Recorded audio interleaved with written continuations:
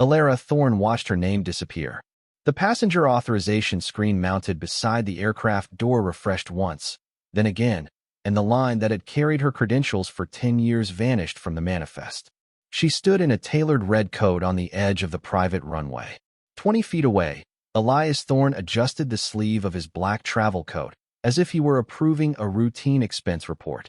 Beside him, Sienna Hart climbed the aircraft stairs in an ivory cashmere wrap, while a camera operator prepared the opening sequence for the #SkyMerger livestream.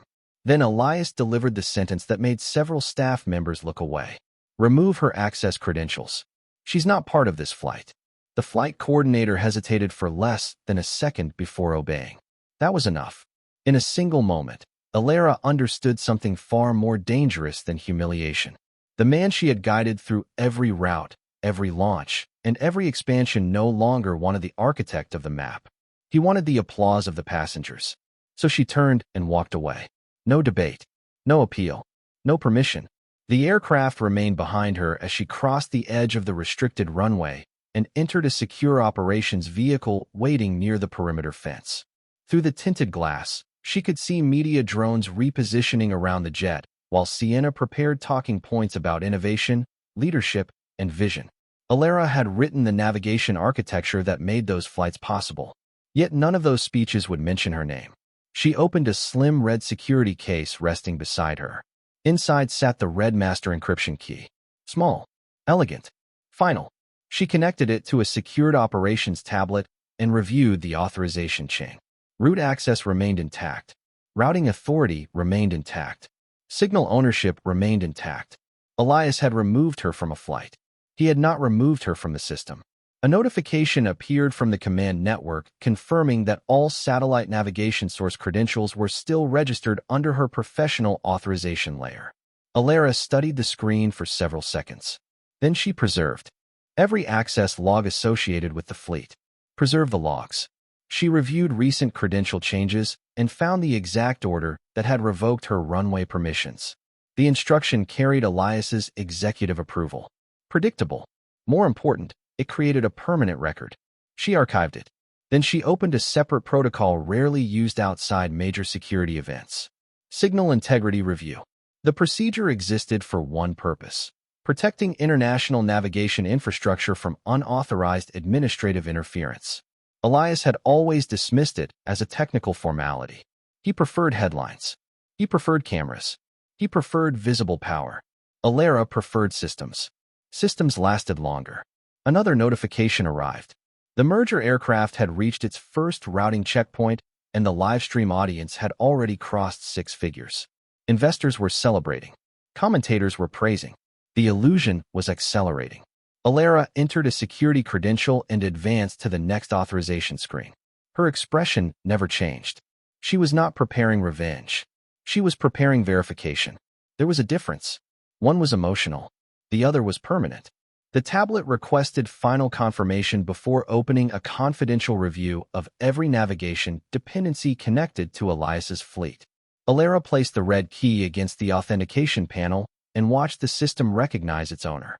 Then she selected the command that would begin everything. Initiate review.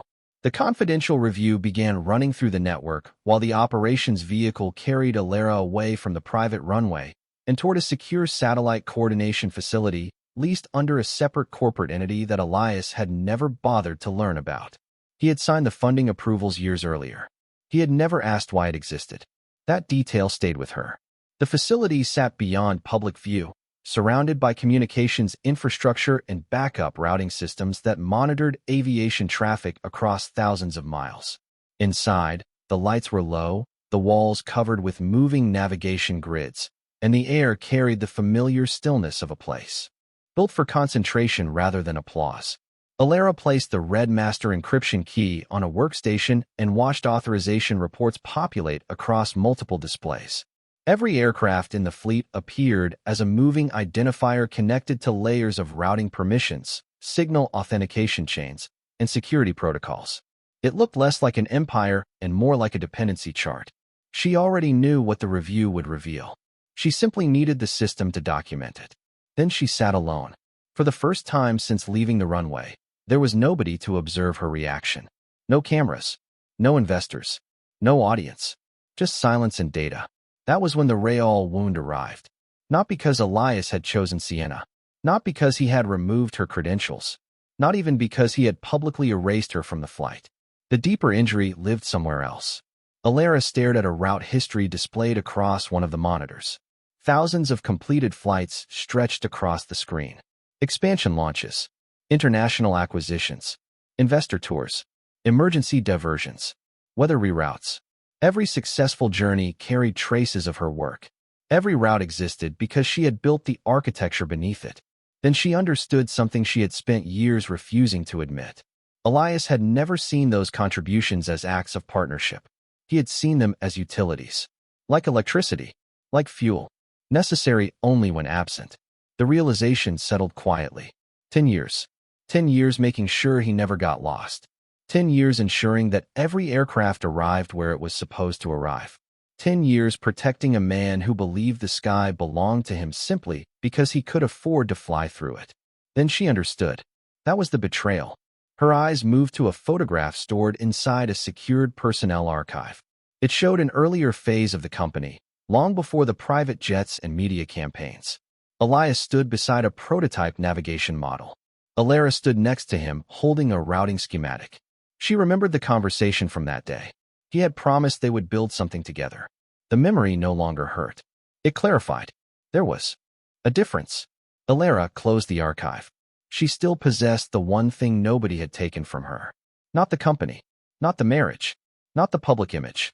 The coordinates.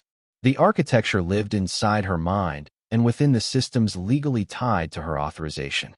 Knowledge could not be escorted off a runway. Knowledge could not be removed from a passenger manifest. Knowledge remained. That mattered.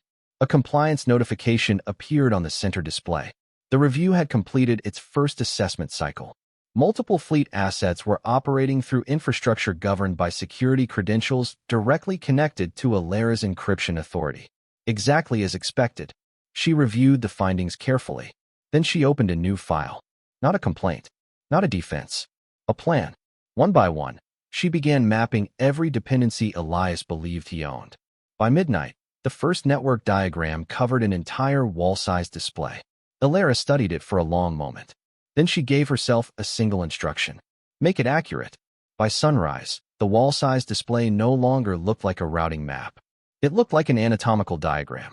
Every aircraft owned by Elias's empire appeared as a moving endpoint connected to a network of encrypted permissions, authentication certificates, routing authorities, and compliance dependencies. Most people saw private aviation as aircraft, pilots, fuel contracts, and luxury terminals. Alara saw something else. She saw trust. Every flight crossing international airspace depended on thousands of invisible confirmations exchanged between systems that rarely attracted attention unless they failed. That reality had always protected Elias. Now it would expose him. She spent the morning reviewing the authorization hierarchy she had designed years earlier. At the top sat the root encryption architecture secured through the Red Master Encryption Key. Beneath it existed layers of signal validation, route verification, and security certification that allowed aircraft to interact with approved navigation networks. Elias owned airplanes. He did not own those layers. That distinction mattered more every hour. A report from the review process identified several executive overrides issued during the previous 18 months. Alara opened them one by one. Most had nothing to do with operations. They were public relations decisions disguised as technical directives. Routes adjusted for media events. Security protocols accelerated to satisfy investors. Compliance reviews delayed because public announcements had already been scheduled. The pattern was familiar. Elias always believed perception could outrun reality. Sometimes it could. Not forever. She archived the findings and created a separate file documenting every instance where public image had been prioritized over system integrity. Then she began contacting the professional bodies responsible for navigation compliance and signal governance. Not with accusations. With questions. Precision first. Several responses arrived within hours. Each confirmed the same principle. Navigation authority could never be transferred merely because an executive wanted it transferred. It followed technical accountability. Ownership and responsibility were not identical. Alara already knew that. Elias never understood it. That afternoon, thousands of miles away, the merger flight continued attracting attention. Clips from the hashtag SkyMerger livestream circulated across financial media platforms. Sienna moved through the cabin speaking confidently about vision, disruption, and leadership while investors posted congratulatory messages. Elias appeared comfortable in front of the cameras. He always did. Yet a short interview segment caught Ilara's attention. A lead journalist asked a simple question about the navigation infrastructure supporting the expansion. Nothing aggressive. Nothing technical enough to challenge a genuine expert. The answer lasted less than 20 seconds. Elias redirected immediately toward branding strategy, market confidence, and future growth projections. He never addressed the system itself. Ilara replayed the clip twice. Then a third time. There it was. The crack. Small but unmistakable. A man who truly understood his empire would have answered the question. Elias avoided it because he could not. For years he had surrounded himself with people willing to applaud conclusions without asking how those conclusions became possible. He loved being seen as the pilot. He hated being reminded of the mapmaker. The realization explained more than the betrayal. It explained the marriage. Every promotion of Sienna, every public omission, every carefully staged photograph. Elias did not simply want admiration. He needed a version of reality where expertise remained invisible and ownership looked effortless. That was his weakness. He feared discovery. Not legal discovery. Personal discovery. He feared the moment people realized that the routes beneath his empire belonged to someone else. Ilara saved the interview clip inside a new folder. The label contained only 3 words. Known vulnerability pattern. Then she returned to the network diagram covering the command center wall and connected another layer of dependencies to the model. The picture became clearer. So did the path forward. She was no longer studying aircraft. She was studying a man. And for the first time in 10 years, she knew exactly where he was heading. You see, the dangerous thing about arrogant men is that they often mistake a woman's silence for her surrender of the map. They confuse restraint with weakness. They confuse patience with dependence. Most of all, they confuse access with ownership. The irony is that the people who truly understand a system rarely need to announce it. They simply know where every route begins, where every route ends, and what happens when a single coordinate disappears. Elias had spent years believing visibility created authority because visibility was the language he understood. Ilara spoke a different language. She understood infrastructure. She understood continuity. She understood that the strongest foundations are often invisible until someone tries to remove them. That was the lesson hidden inside the runway. The public humiliation had not revealed who Ilara was. It had revealed who Elias had always been. A man terrified of standing beside a woman whose competence could not be purchased. A man who needed credit more than truth. A man who believed admiration could replace understanding. He had mistaken the map for decoration. Now the mapmaker was paying attention. The secure navigation center remained active 24 hours a day, and by the 4th morning after the runway incident, Ilara had moved into a disciplined rhythm. Multiple wall displays tracked international routing networks across continents. Authorization chains updated continuously. Security reviews expanded through layer after layer of encrypted architecture. Nothing happened quickly. That was the point. Systems built for safety never rushed. She spent hours examining dependency pathways connecting the Thorn fleet to external navigation providers, certification frameworks, and signal validation authorities. Every route told a story. Every authorization carried accountability. One oversight caught her attention, then another, then a third. None were catastrophic individually. Together, they formed a pattern. Elias's executives had become increasingly comfortable treating technical compliance as a public relations inconvenience. Deadlines mattered more than verification. Announcements mattered more than validation.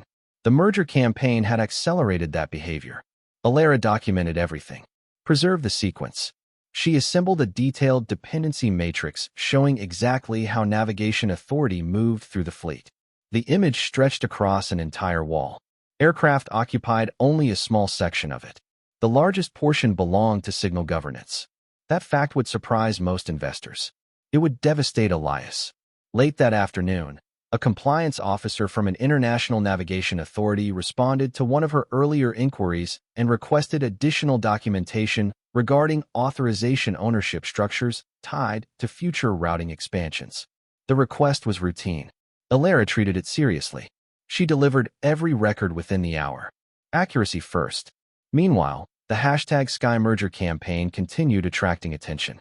Sienna appeared across financial podcasts, media interviews, and luxury travel channels, presenting the merger as a symbol of limitless expansion. The audience saw elegance, confidence, and momentum. They did not see the questions accumulating beneath the surface.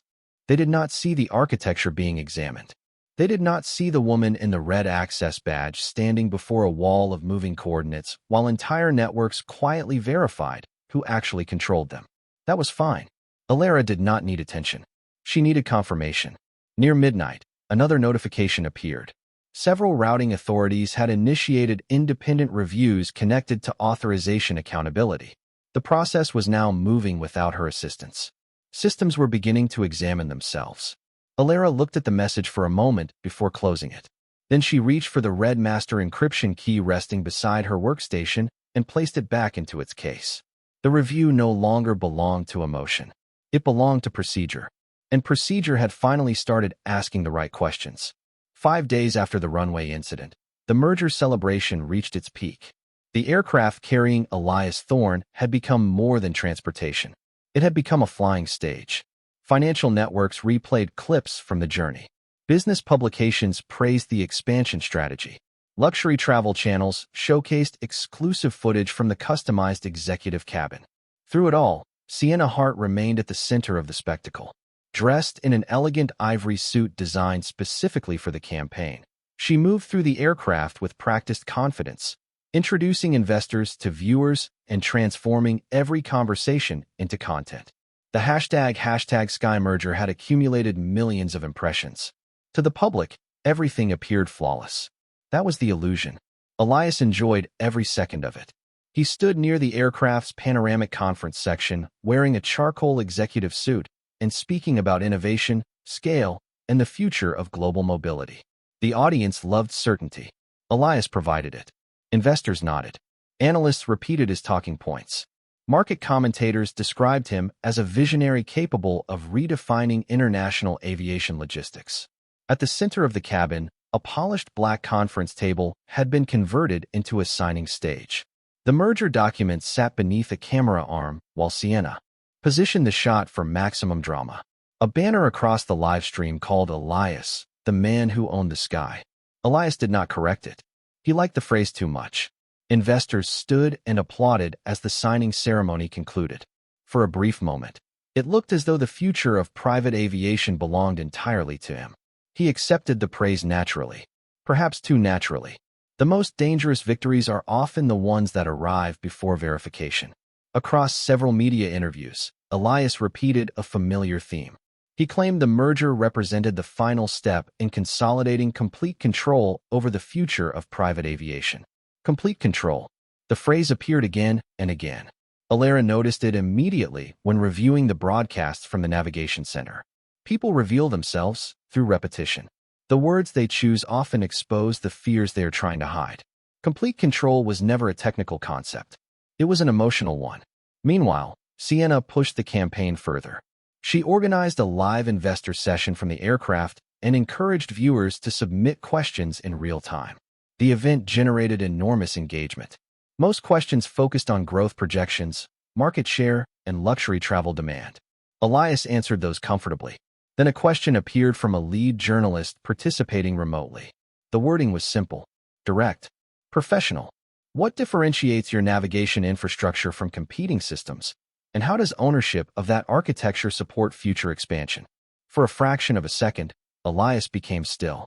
Not visibly enough for most viewers to notice. Just enough. Alara noticed. The answer that followed contained impressive language and almost no technical substance. He spoke about leadership. He spoke about execution. He spoke about vision. He never explained the architecture. He never addressed ownership structures. He never discussed authorization frameworks. He moved away from the question as quickly as possible. Sienna immediately redirected the conversation toward branding opportunities and future partnerships. The audience continued applauding. The moment disappeared beneath the celebration, but the weakness remained. Later that evening, another interview produced a similar result. A financial commentator mentioned the engineer who originally designed the navigation ecosystem. Elias interrupted before the thought could develop. The response was polite. The speed of the interruption was not.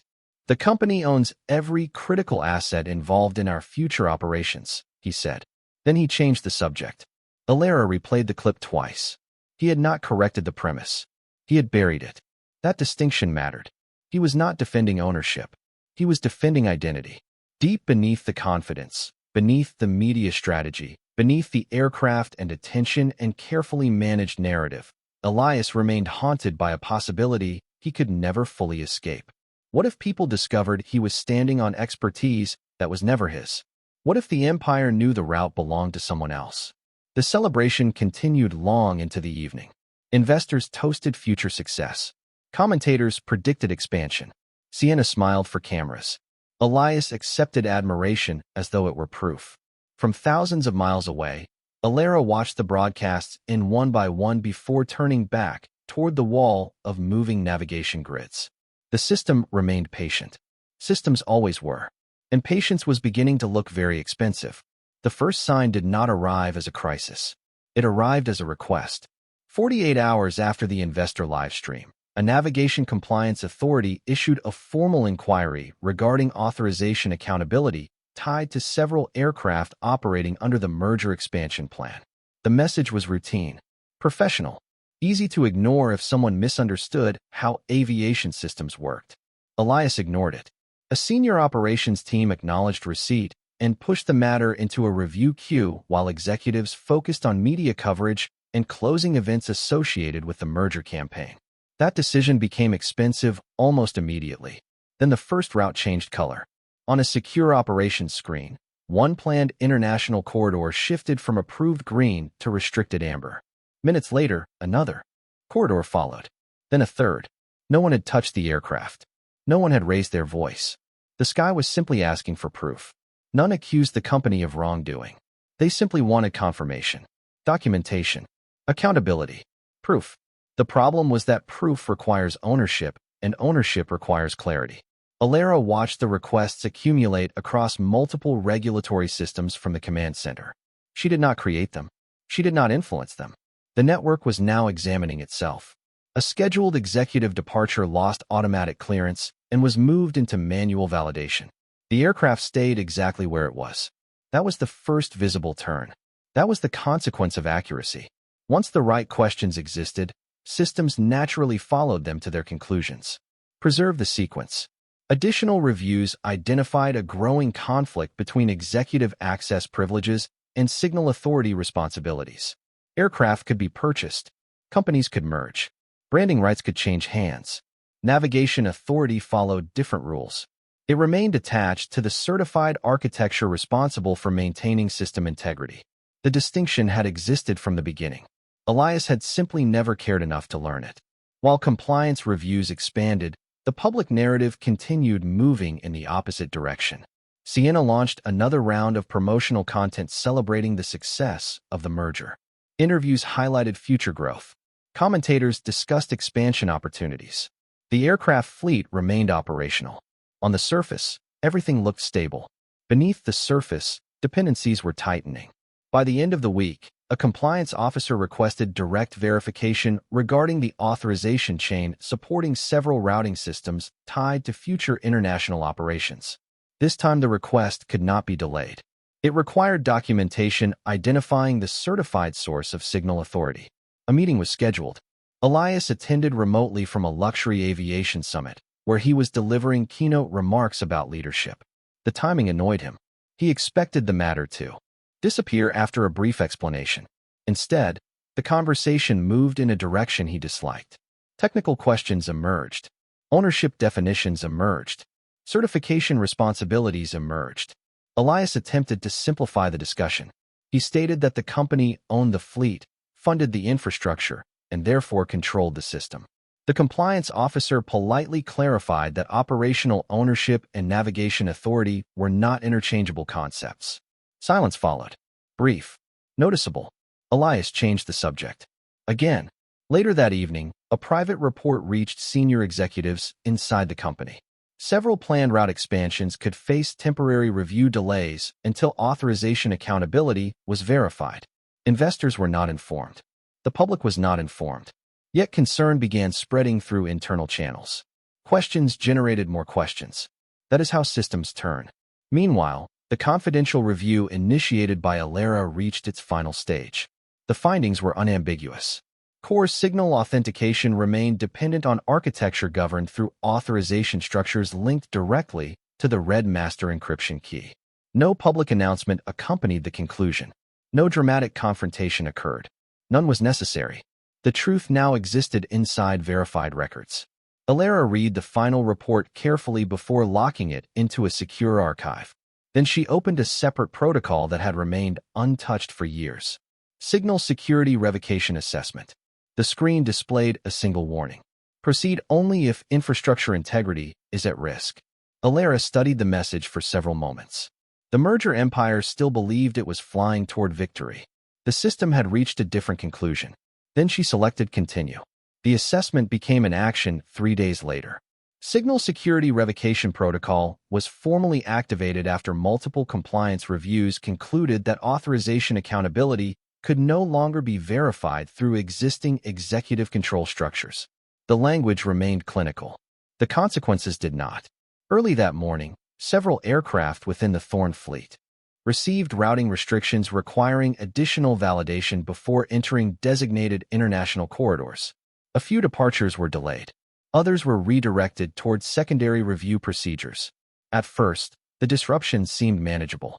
Executives described it as temporary administrative friction. Investors accepted the explanation. Sienna repeated it during a livestream update from a luxury aviation terminal where she assured followers that expansion plans remained fully intact. Elias believed the same thing. He had spent years watching obstacles disappear after enough pressure, influence, or money was applied. He assumed this would behave the same way. It did not. Within hours, additional restrictions appeared.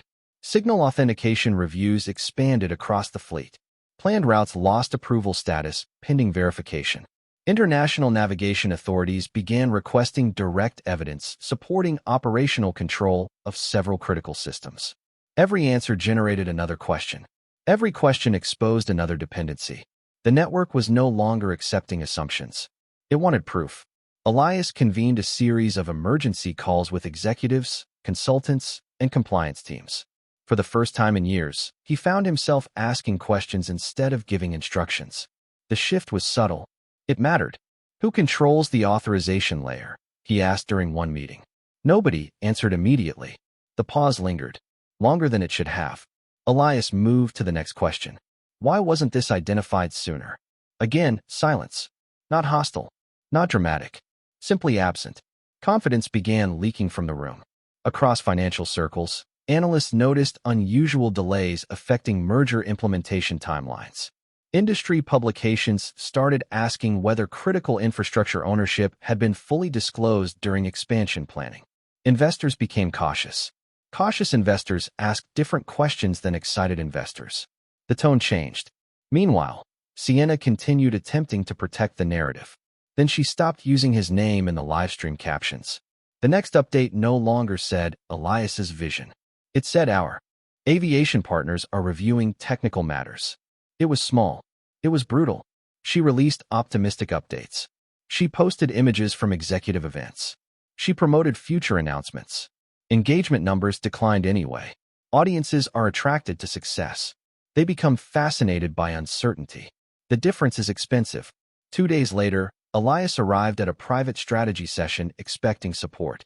Instead, he encountered neutrality. A major investor who once laughed at every joke remained focused on documents. When Elias tried to answer, the investor turned past him and asked the compliance officer for the verified chain of authority. Elias was still in the room. He was no longer the center of it. A consultant who normally agreed immediately began requesting verification. Even the executive assistant stopped anticipating his reactions and waited for instructions before moving. Small things. Important things. Elias felt them all. Then came the moment that fractured something deeper than confidence. During a review conference, a navigation specialist asked a direct question regarding the original architecture behind the fleet's signal authentication framework. Elias attempted to answer. The explanation collapsed within seconds because he did not actually understand the system. He understood outcomes. He understood branding. He understood ownership structures. The architecture itself belonged to someone else. The room noticed. Nobody said it aloud. Nobody needed to. The realization moved through the meeting like a shadow. Elias saw it in their eyes. That was the beginning of the crack. Not financial loss. Not operational disruption. Exposure. The possibility that people might finally understand the difference between owning an aircraft and knowing how to guide it. Later that evening, Sienna sat beside him reviewing media coverage. For the first time since the merger began, she stopped talking about the future. Instead, she asked a single question. How long until this is fixed? Sienna lowered her phone, ended the live stream early, and asked her assistant to remove the hashtag #SkyMerger tag from the pinned post. She did not accuse him. She simply protected herself from being photographed too close to failure. For the first time since the merger began, she chose distance over visibility. Elias stared at the screen without answering. He wanted certainty. He wanted control. He wanted the old narrative back. Instead, he saw another notification confirming additional routing restrictions across the fleet. Around him, loyalty was becoming conditional. Around him, admiration was becoming cautious. Around him, silence was changing sides. And for the first time in a very long time, Elias Thorne looked like a man who was no longer certain where he was going. The meeting took place inside International Air Traffic Command 7 days after the first routing restrictions appeared. The facility was designed for precision rather than prestige. No cameras waited outside. No investors occupied the hallways. No audience existed to reward confidence. Wall-sized displays tracked aircraft across continents while navigation data flowed through secure operational networks monitored around the clock. In a place built entirely around verified information, performance had very little value.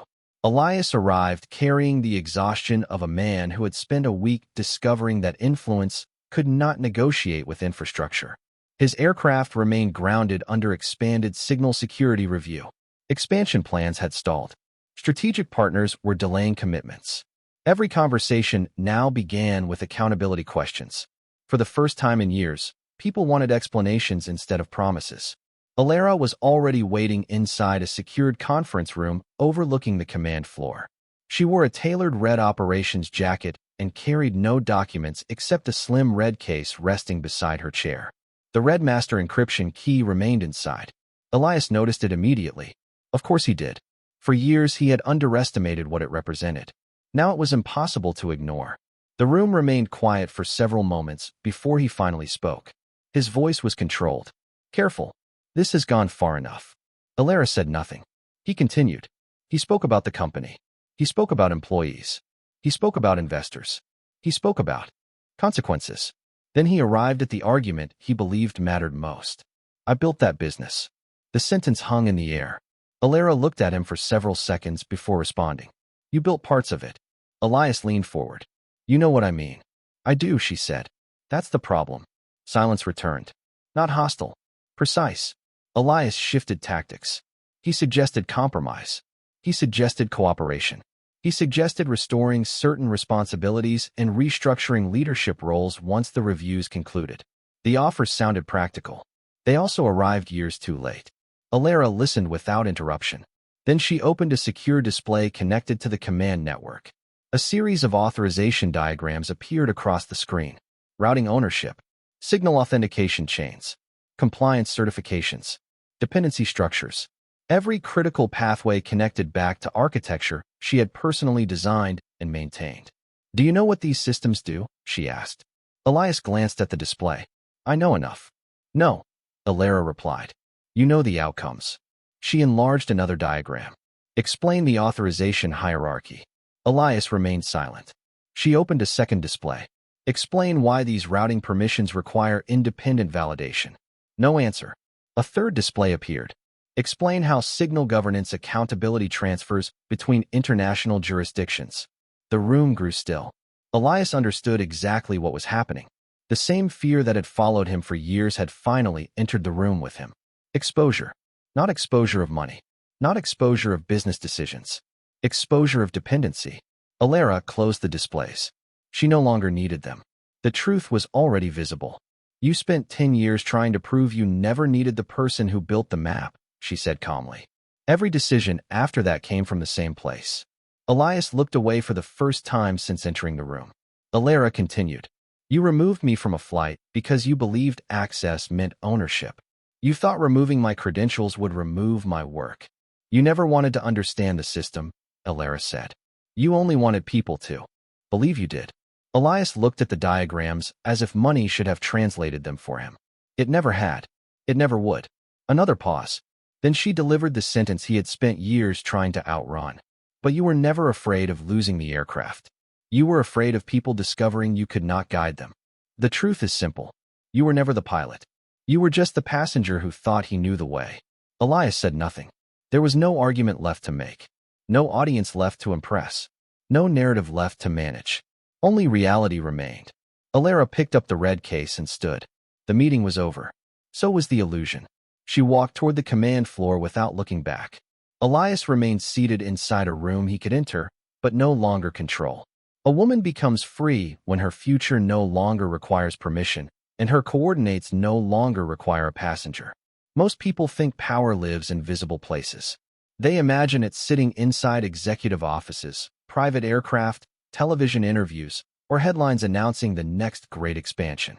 Yet real power often survives far away from attention. It lives inside expertise. It lives inside discipline. It lives inside the quiet decision to stop giving away what should never have been surrendered in the first place. Alara learned that lesson standing on a runway where her name disappeared from a screen. She believed she had lost something that day. In reality, she lost an illusion. The illusion that loyalty guarantees recognition. The illusion that service guarantees respect. The illusion that someone determined to overlook your value will eventually learn to see it. Some people never do. That truth hurts. Then it liberates. Months after the confrontation at International Air Traffic Command, the aviation industry looked different. The Thorn fleet continued operating under revised structures and strict compliance oversight, but the mythology surrounding Elias had faded. The conversations changed. Analysts no longer discussed vision without discussing architecture. Investors no longer discussed ownership without discussing accountability. The difference was subtle, permanent. Meanwhile, Alara built something entirely her own. Not an airline, not a private fleet, not another empire designed around appearances. She created an independent navigation network focused on signal integrity, routing transparency, and infrastructure accountability. Airlines, logistics operators, emergency response organizations, and international aviation partners adopted the system because it solved a problem they could measure. Reliability replaced publicity. Accuracy replaced spectacle. The network grew steadily. Then globally. One evening, nearly a year after the day she was removed from the manifest, Alara stood alone inside the Central Command facility, carrying her name. The room stretched across thousands of square feet. Walls of live routing displays tracked aircraft crossing oceans, deserts, mountains, and coastlines. At the center of the room, one massive screen waited for final authorization. Alara placed the Red Master Encryption Key into the console. The system verified her identity, and the entire wall shifted into a deep red command interface. Every authorization chain flowed through systems built according to principles she refused to compromise. No cameras followed her. No audience waited for a speech. None was necessary. Around the room, coordinates updated continuously. Routes adjusted. Signals verified. Aircraft found their way through skies she no longer managed for someone else's benefit. Alara walked slowly toward the center display, where a global routing grid expanded across an entire wall. Thousands of active pathways glowed across continents. Across the top of the screen, a new name appeared in clean white letters. Alara Global Navigation Network. The sky finally knew her name. Beneath it, a second line followed. Authority verified. For a moment, she simply watched them move. She did not celebrate loudly. She did not look for cameras. She simply watched her name become infrastructure. The woman standing there no longer existed as an invisible utility inside another person's story. She had become the authority behind her own. In another part of the world, Elias remained a passenger inside systems he finally understood he did not create. Alara no longer thought about him very often. That was the final freedom, not revenge. Independence. The routing grid continued expanding across the red-lit wall as aircraft followed pathways built on trust rather than ego. Alara turned toward the future and walked forward without looking back. This story is a fictional narrative created for entertainment, reflection, and educational purposes. Any resemblance to real people, places, or events is purely coincidental.